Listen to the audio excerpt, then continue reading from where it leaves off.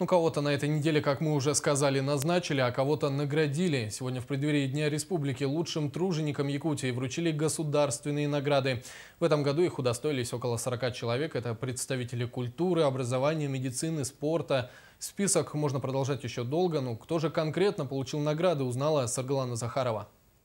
Каждый год традиционно 27 апреля отмечают достижения работников разных сфер. Глава Якутии отметил, что несмотря на сложную ситуацию, благодаря якутянам республика находится на одной из лидирующих позиций среди субъектов Российской Федерации.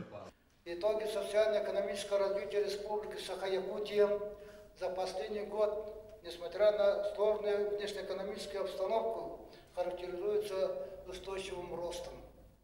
Рост социально-экономического развития Республики за 2014 год превысил общероссийский средний показатель.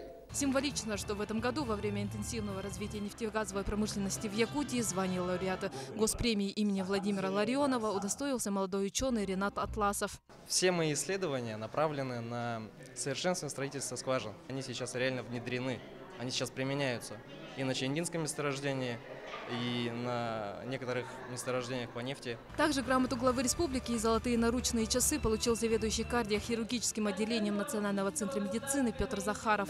Отметим, что этот год по указу президента страны Владимира Путина был объявлен годом борьбы с сердечно-сосудистыми заболеваниями. Самым большим достижением, моя работа, это мой коллектив, мои ученики, они в общем-то, в профессиональном уровне быстро растут. В нашей республике растет достойная смена именно по кардиохирургии. Сегодня глава республики вручил 12 званий заслуженных работников, 8 грамот главы с золотыми наручными часами, 8 знаков отличия «Гражданская доблесть», 1 почетный знак «Почетный отец», 4 звания лауреата государственных премий в области науки и техники. Отметим, что госнаграды Якутии являются высшей формой поощрения граждан за вклад в развитие республики.